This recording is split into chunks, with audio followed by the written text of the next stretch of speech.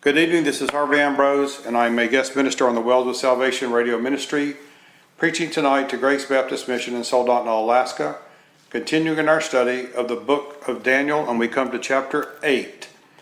And by way of a synopsis, I'm going to tell you that chapter 8 focuses on two of the world kingdoms that we've been discussing about.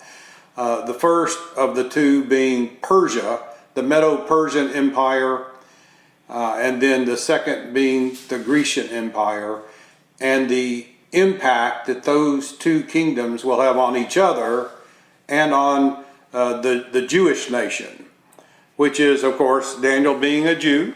He is particularly interested in what happens in the future to him and his people.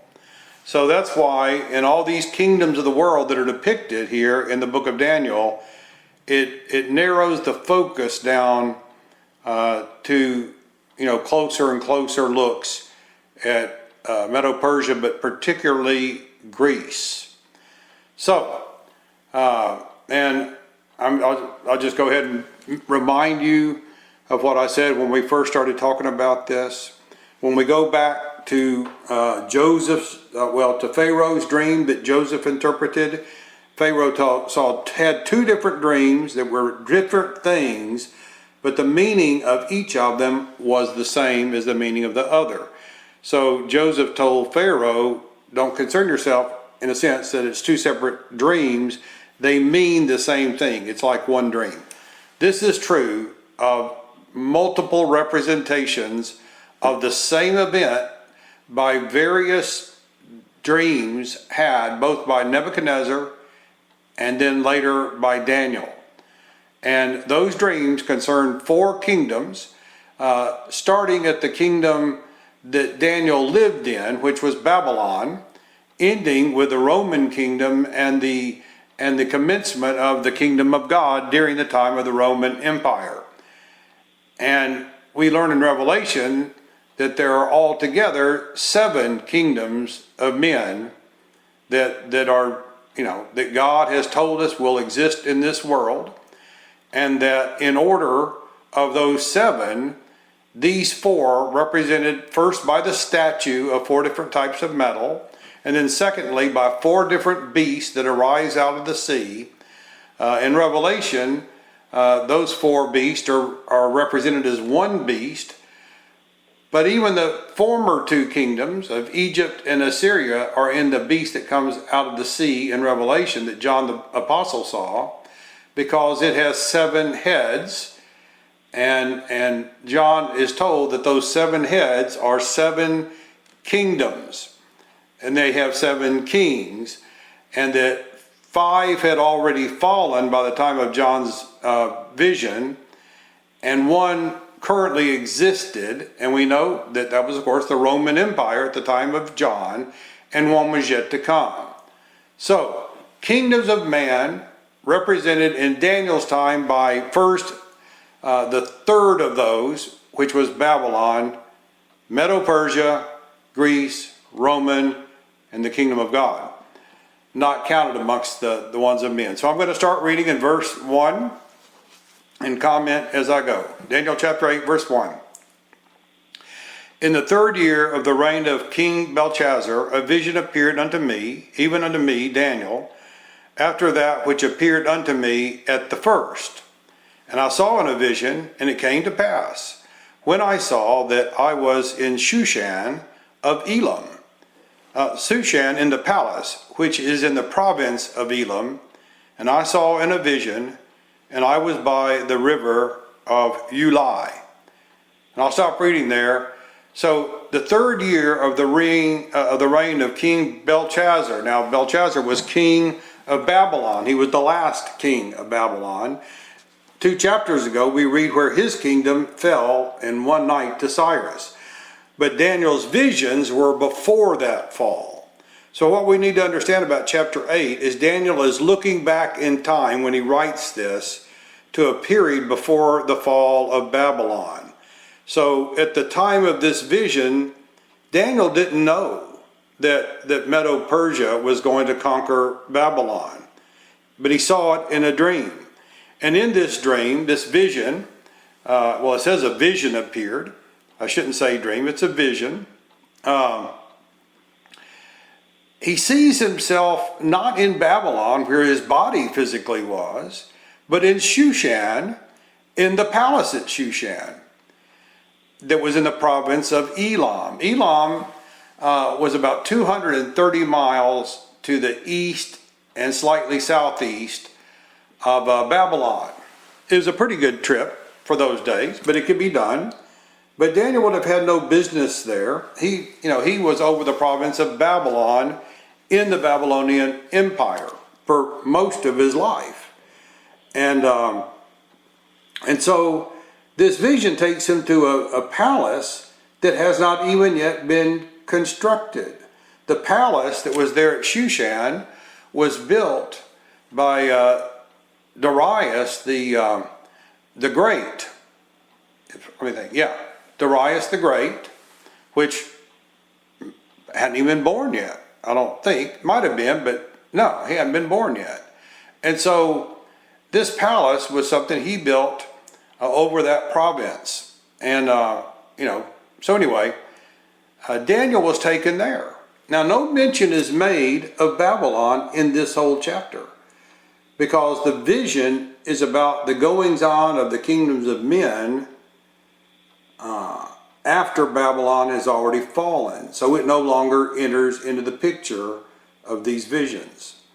So it picks up with the very next kingdom, which is Medo-Persia. So the kingdom of the Medes and the Persians.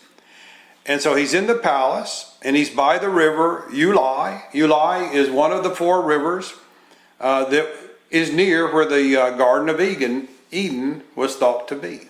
According to the Bible, it speaks of some rivers, and I don't know if the Ulai was one of them, but it flows into one of them if not. It's just north of Ur, of the Chaldees, where Abraham came from. I just thought it was interesting that Daniel in this vision is taken back to where his people started, Ur of the Chaldees, when Abraham was called of God to move to the west to a land that he would show him, the land of Canaan. Okay. So then in verse 3, he starts talking about the vision. He says, "And I lifted up mine eyes and saw, and behold, there stood before the river," meaning the river Ulai, "a ram which had two horns. The two horns were high, but one was higher than the other, and the higher came up last. And I saw the ram pushing westward, northward, and southward, so that no beast might stand before him, neither was there any that could deliver out of his hand. But he did according to his will, and became great." So, this is speaking, and there's no doubt it's speaking about Medo-Persia. Because in verse 20 we read this, "The ram which thou sawest, having two horns, are the kings of Media and Persia." So there's no, the Bible explains itself here totally clearly, Medo-Persia. So, he says of that, it has two horns, they were high. And that word there connotates pride and self-exaltation in the Hebrew. And it says that one was even higher than the other. And again, that's referring to the Persian Empire eventually dominating over the Median Empire. And so, whereas in the statue Nebuchadnezzar saw, this was the chest and arms of silver, and in the beast that he saw coming out of the sea, or the beast that he saw, the second beast he saw was was represented by the bear. So the bear becomes now a ram, a sheep, but a male sheep having two horns, one greater than the other, just like the bear was lifted up on one side higher than the other. And so it was. Eventually Cyrus pretty much took control of the entire Persian Empire, and to most of history it's just known of as Persia, the Persian Empire. But it started as a confederation between them and Media. Okay, so they're high, they're lifted up, it's a government of men, so obviously as with all men that get into positions of high power, there's an axiom that says power corrupts and absolute power corrupts absolutely. I think one of the corrupting agencies is the sin of pride.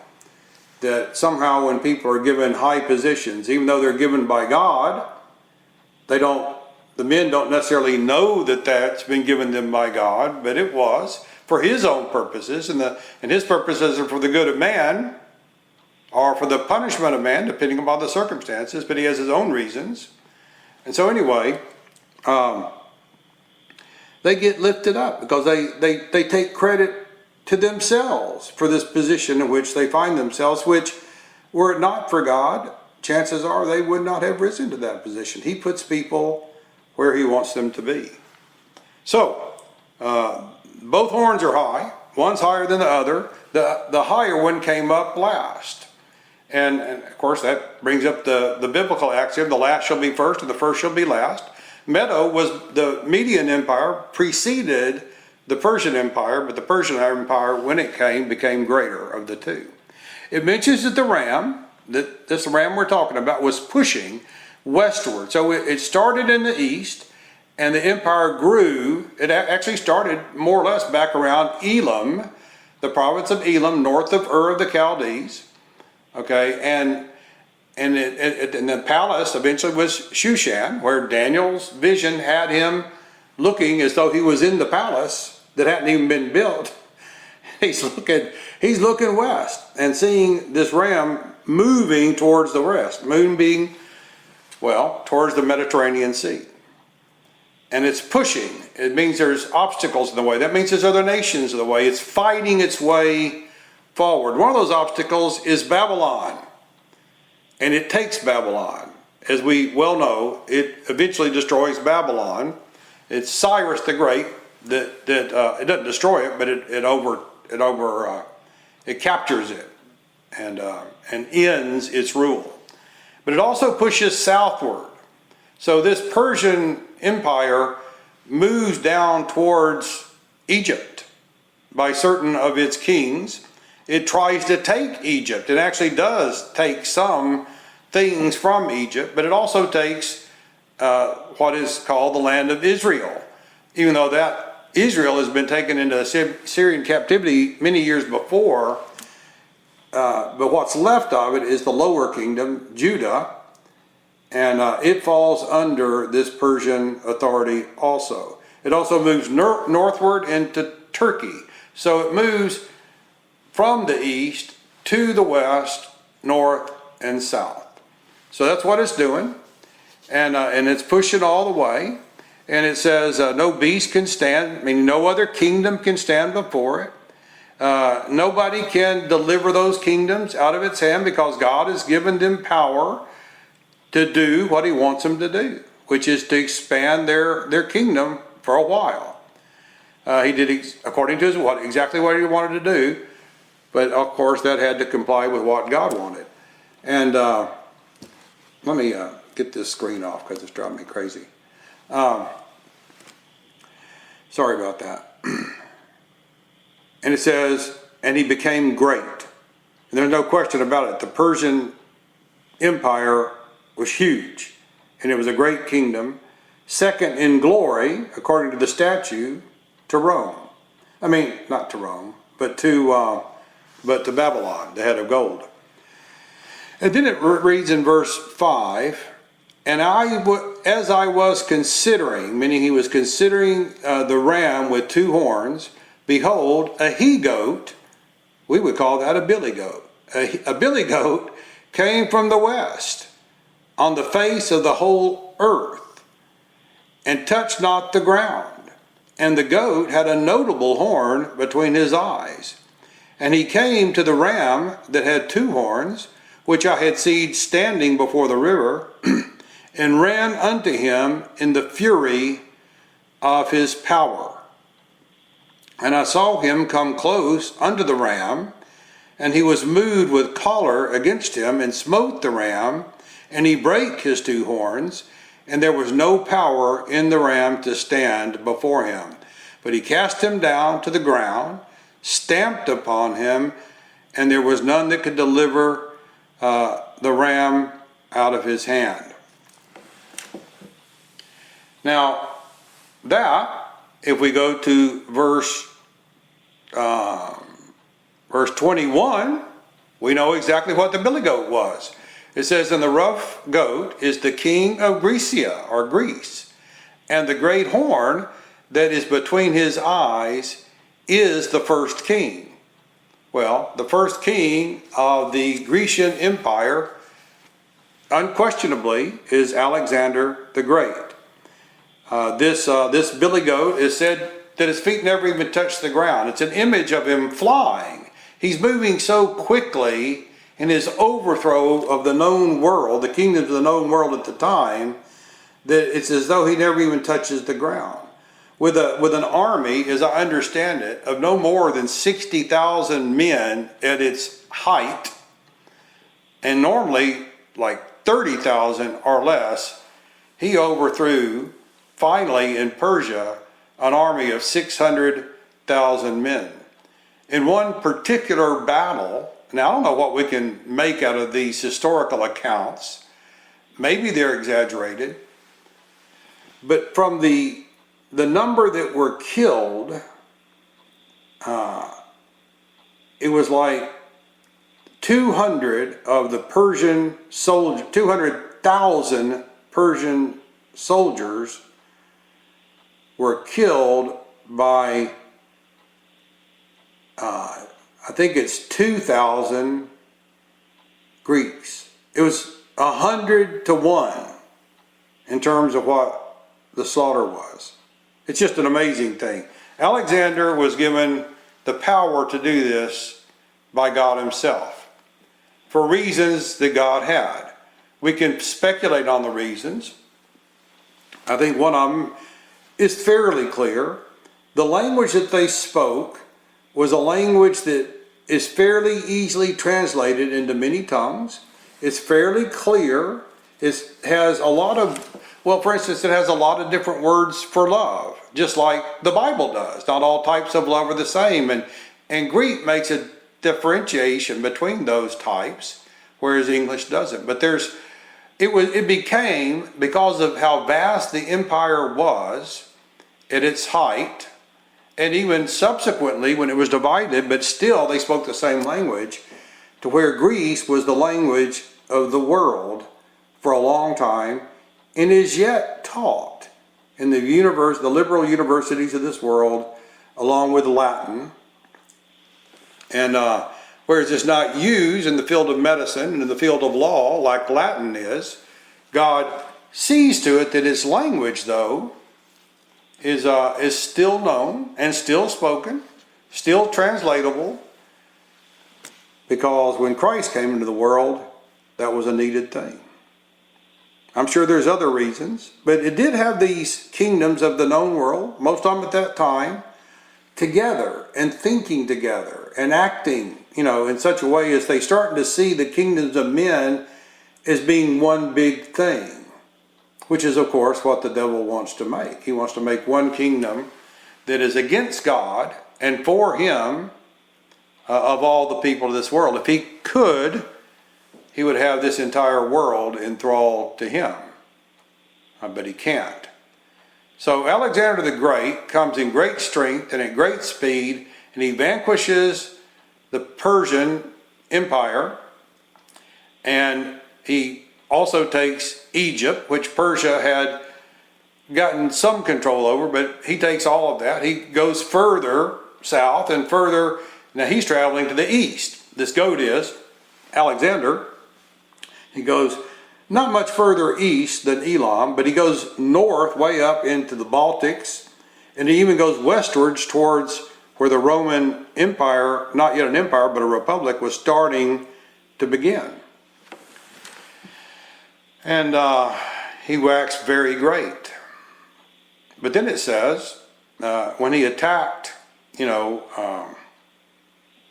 after he had done that, I'll just get to where it reads. It mentions this too. It says, he waxed great, even to the host of heaven. And I think that probably has a reference. Let me back up a little bit. I went too far. Yeah, verse 8. Therefore the he-goat, the billy goat, waxed very great, and when he was strong, so in the height of his strength, the great horn was broken, and for it came up four notable ones towards the four winds of heaven. And the thing I was thinking was kind of funny was when we read where the he-goat hit the ram and broke both of his horns, it says, but he cast them down, that's number one. Stamped on him, that's number two. And no one could deliver him, that's number three. There were three principal battles that took place between Alexander the Great's army and that of the Persian army, in which by the time the third one happened, they were finished, totally finished as an empire. And some people think that this tripling down on casting him down, stamping him down, and no one could deliver him out of his hand, meaning those three renowned battles. And so anyway, but then, while Alexander was in the height of his strength, he was about 32, maybe 33 years old.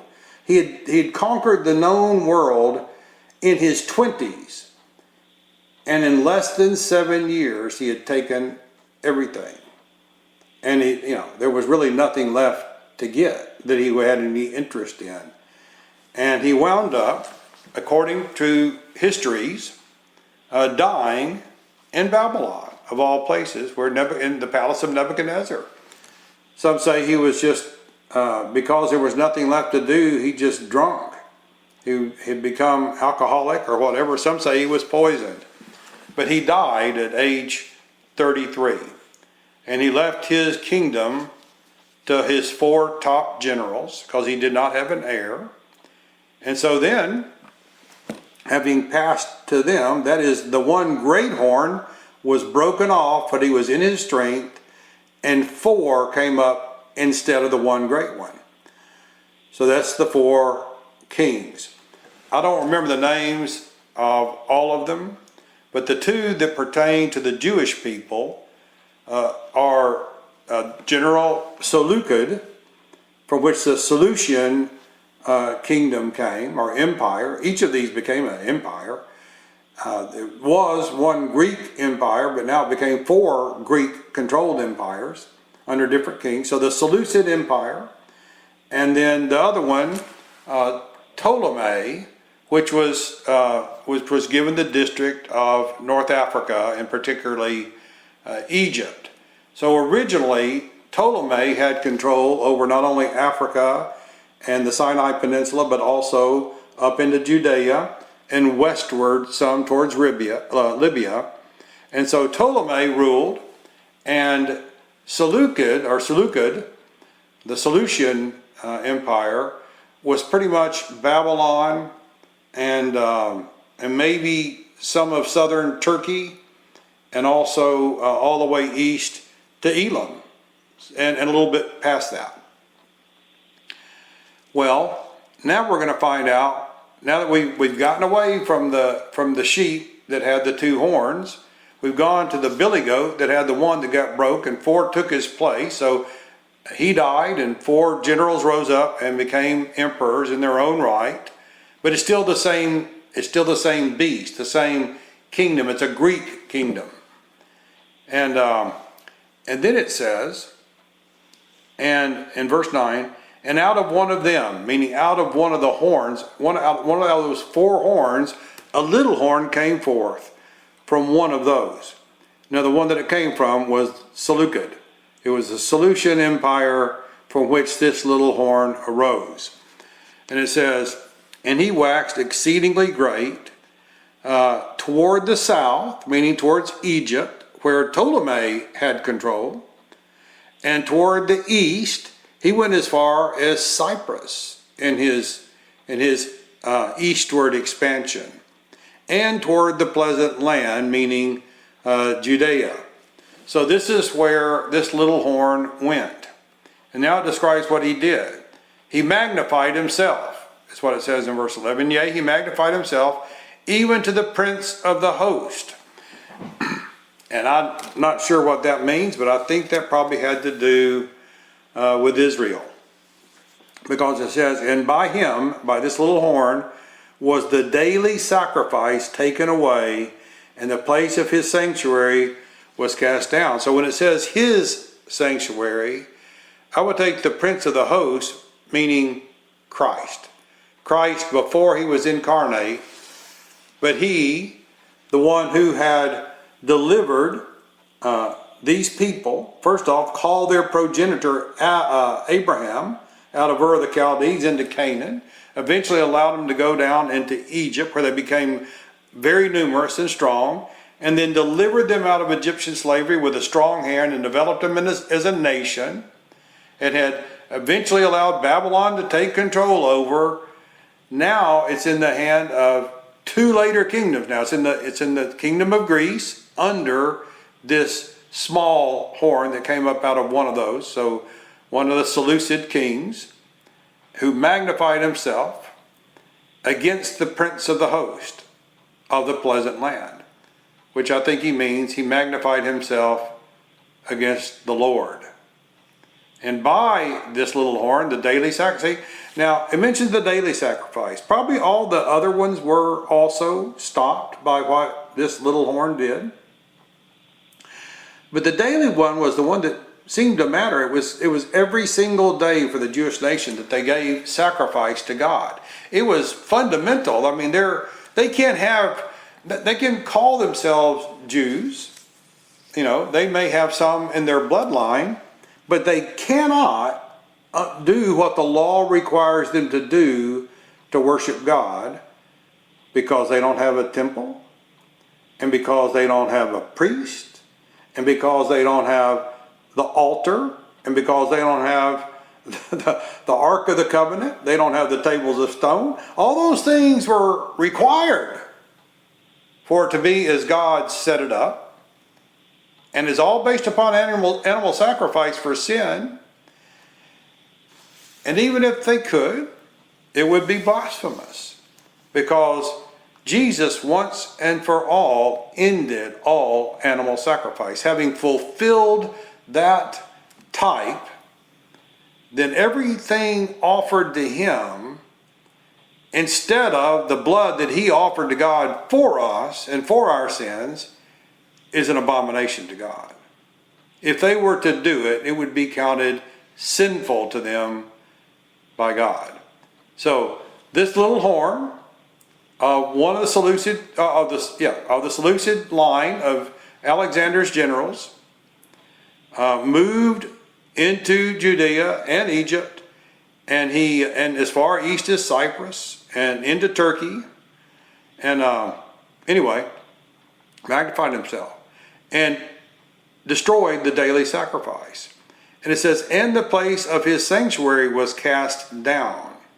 Now, to understand what that means, you have to study the book of Maccabees, which tells us about this. Now, Maccabees is not scripture, but Maccabees is a historical narrative written by the people at the time of this little horn, talking about the very things that we read about here in Daniel chapter 8, that they came to pass. This little horn had a name. His name was Antiochus Epiphanes, and his original name was Mithridates.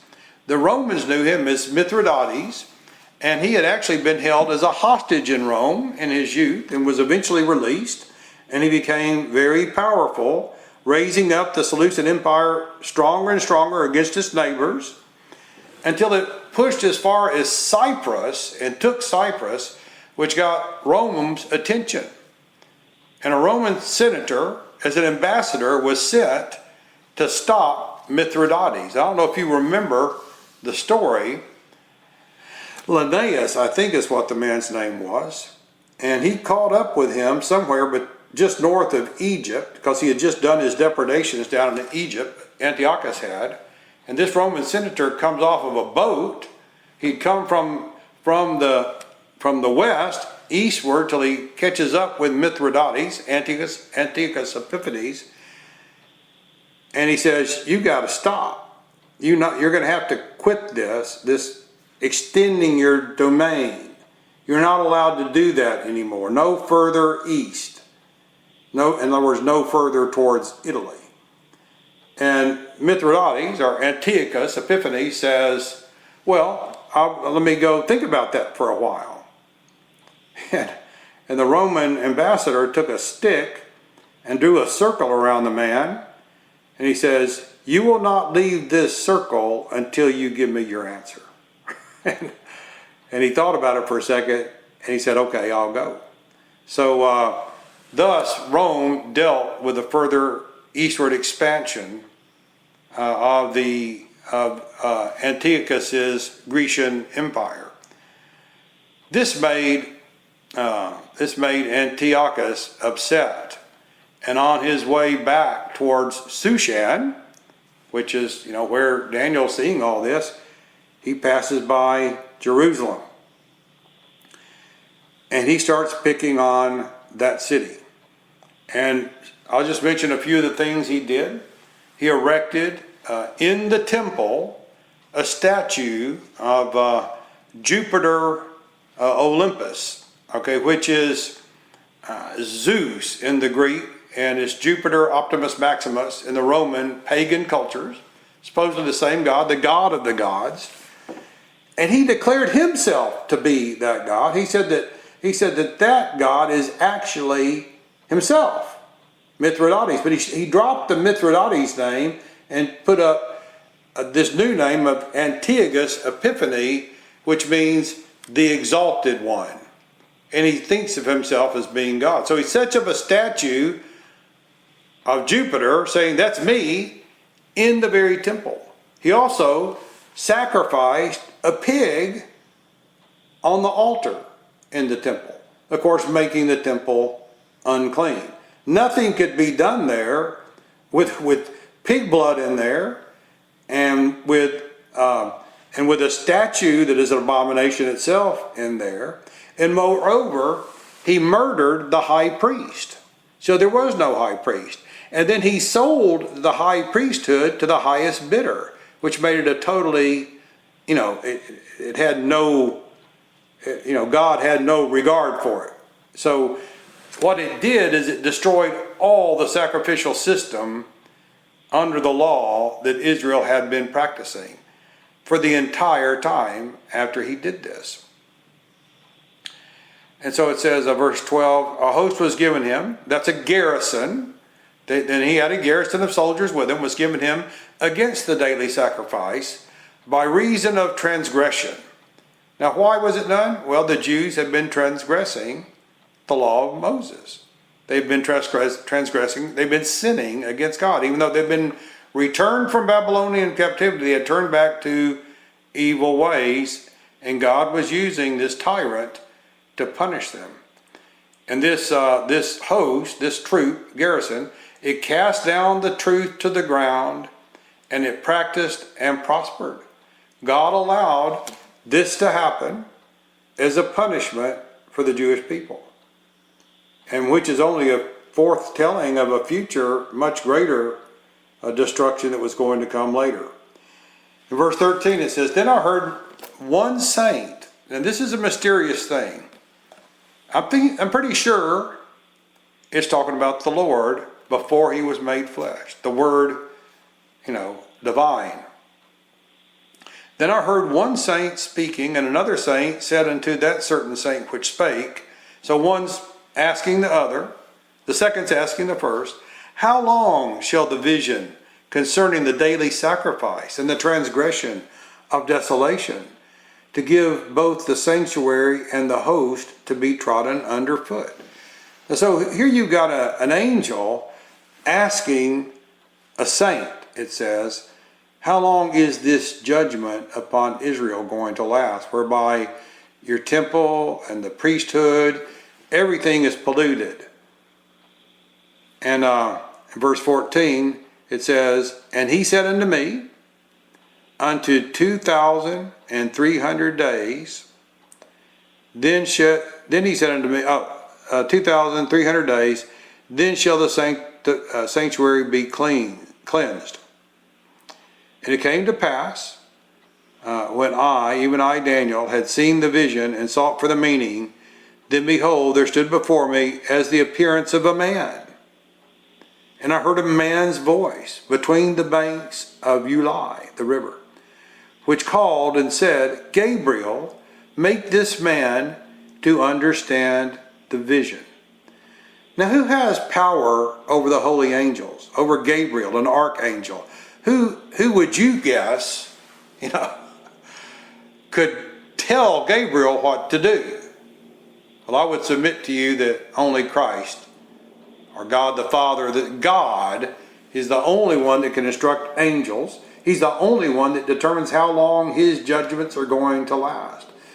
This saint, which is later called a man, with a man's voice, which Daniel heard, commanded Gabriel what to do. It's just one of those little things that I find precious in the Old Testament, where it shows Christ before he was made flesh, that he ruled in the affairs of this world from beginning until this present time, and forever he shall. So he says, Gabriel came and had to make Daniel understand the vision. So he, meaning Gabriel, came near where I stood, and when he came, I was afraid. And I fell upon my face. And he said unto me, Understand, O Son of Man, speaking to Daniel, for at the end of the time shall be the vision. And a lot of people try to make that the end of the world. But what he's talking about is, it's the end of the Grecian, it's the end of Antiochus' Epiphany, is what it was about. It's showing the end result of this. Verse 18, it says, Now, as he was speaking with me, I was in a deep sleep on my face toward the ground, and he touched me and set me upright. Now, that's Gabriel that touched him.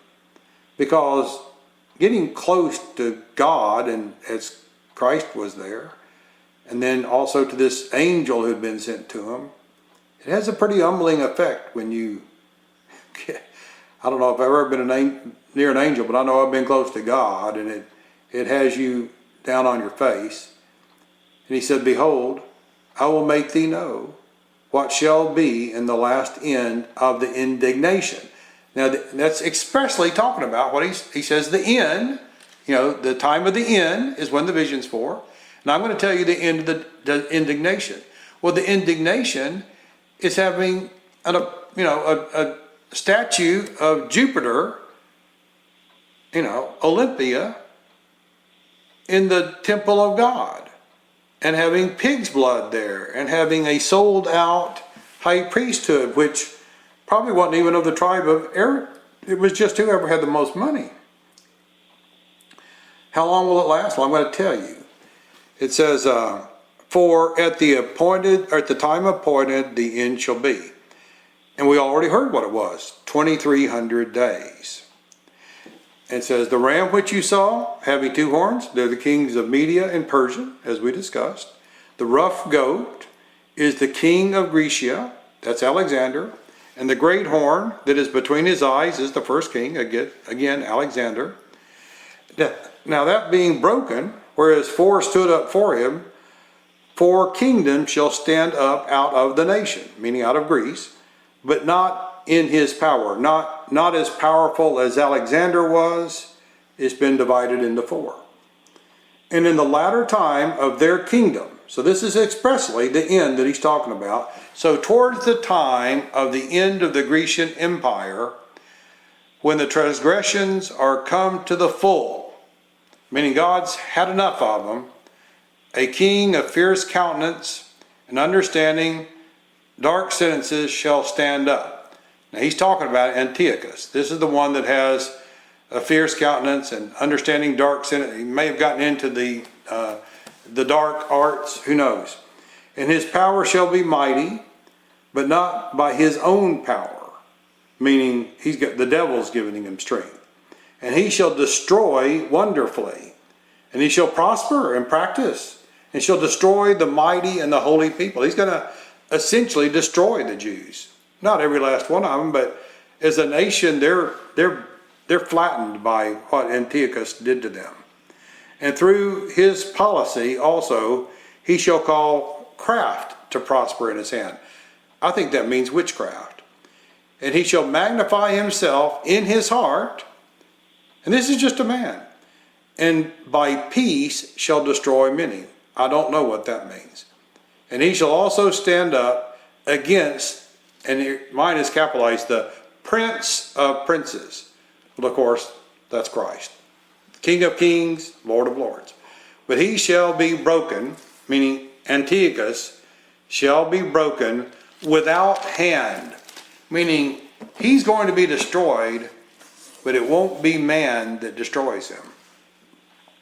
And the vision of the evening and the morning, which was told, is true. Wherefore, shut thou up the vision, for it shall be for many days. And I, Daniel, fainted, and I was sick certain days. Afterward I rose up and did the king's business, and I was astonished at the vision, but none understood it. He must have told his friends, and neither he nor they understood it. Now, I told you guys, if you get a book of Maccabees, you can learn all about this because it's written there. But the 2,300 days, typically, that's how long it was going to last. 2,300 days. That's how long. In prophecy, normally a day is translated into 1,000 years. So a day is a year in most of the Hebrew prophecies. So a day becomes a year. So that'd be 2,300 years. Believing it to be 2,300 years, there was a Baptist preacher in the 1800s named, I think it was William Miller, and he had calculated from the time of Antiochus Epiphanes, 2,300 years as opposed to days, and he had determined by his calculations that the Lord was going to return and establish a Jewish kingdom on earth in the year 1844. And he persuaded thousands of people in this country, in America, to his way of thinking. And they all got together and had big meetings and all that kind of stuff on the day they'd sold their possessions. They were just ready for Jesus to come. And of course, he didn't come. And you would think that would end millenarianism, which it's called, or Millerites, or the people of it. But no, a few years later, one of them, a lady, said she had a vision, and he was right, Miller was right about 1844, but it wasn't coming to this earth. It was that he was going to appear in heaven. Okay, and she was sure of that because she saw it. And so and her name was it Ellen G. White? Anyway, she started the Seventh-day Adventist Church. And so the SDA exists to this day based upon a false understanding of this. Now, I agree that a year and a day turns into a year in most of the Old Testament prophecies. But in this particular case, uniquely in the Old Testament prophecies, it uses two different words for day, one meaning the day and one meaning the evening, but he joins them together, day and evening. And that's what it talks about here. It says the days and the evenings. I read that to you. What that means is it distinguishes it from other prophecy. It's saying these are literal days. It's exactly 2,300 days that this indignation is going to last. So I'm going to read you something that was written by B.H. Carroll. He's a Baptist preacher, an ex-Confederate soldier, got saved later in life, glorious testimony. Anyway, a scholar.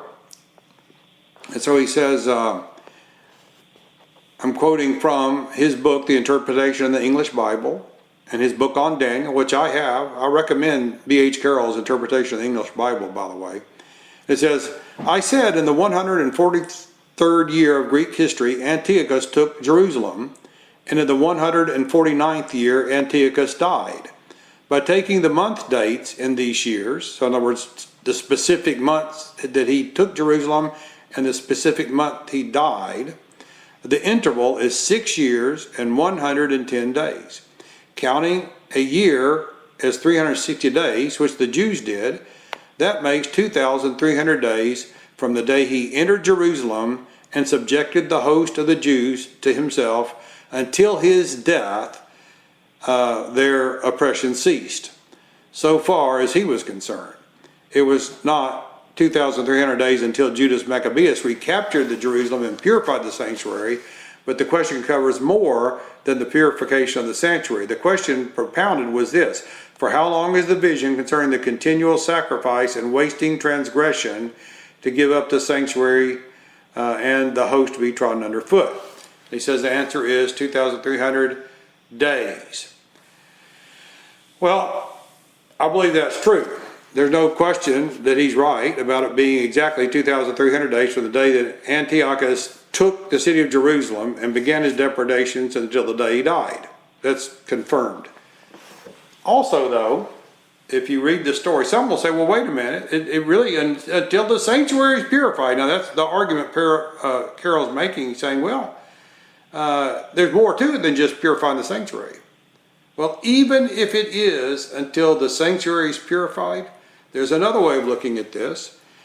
One of the things that happened, I told you, is that Antiochus had the high priest, the true high priest, his name was Onias, I think it was Onias III, had him murdered and then did his depredations. Okay, so that stopped the daily sacrifice. Exactly 2,300 days later, the Maccabees had come in and purified the temple through a ritual process and recommenced the daily sacrifice. Either way you want to look at it, the whole time that Antiochus tyrannically ruled over Jerusalem until his death, or from the polluting of the temple to the reinstitution of the sacrifice, either one you want to choose is a 2,300 day period. So I think that's interesting. And see, there might have been one other thing that I was going to mention. Yeah, it mentions in verse 26 the vision of the evening and the morning. See how it describes that as a different to the vision of the days? This is a unique way of looking at things in the Bible. The vision of the evening and the morning. It takes you all the way back to Genesis when he talks about the world being created in 6 days. Remember, every single, in the evening and the morning were the first days, showing that each of those is not an eon, but it means one day, just like we know a day to be now. And of course, the end of it, Daniel was not satisfied. He was sick. And he eventually was able to get up and do the king's business, but he was astonished and nobody understood it. In hindsight, we can look back. See, he was prophesying about Alexander the Great that didn't come along for another, goodness, I don't know, maybe 250, 300 years after this vision. And, this is even before the Persian Empire took Babylon. Daniel was still in the kingdom of Babylon as one of its rulers, not the main ruler, but one of its prime ministers. And hundreds of years later, he's seen goats and billy goats and rams and all this kind of stuff. And even though it's explained to him that it's a kingdom of Medes and Persian followed by a kingdom of Greece, he sees all that destruction there of temple worship and of the temple itself being desecrated and high priests being murdered and pigs being slaughtered on the altar. And it makes him sick. He is highly concerned, Daniel is, about the typical and ceremonial worship the Jewish people had been given to do by God. That's what they had. And he was dedicated to it. And all the good people there were dedicated to that. And to see that disrupted, it tells them that God is so upset with them that he allows this to happen. And we will read in the next chapter, I think it is, where Daniel makes a confession to God not only of his own, sinful nature, but of that of all the Jews and all their forefathers going way back. And he humbles himself before God because he realizes that these things were not done in a vacuum. They were done for cause. When God's people abandon God's principles and his judgments and his laws, they can expect harsh treatment. And what does that say for us, who one time were a Christian nation, and now I don't even know what to call us. So I'll end it at that, and see if anyone has anything on their mind.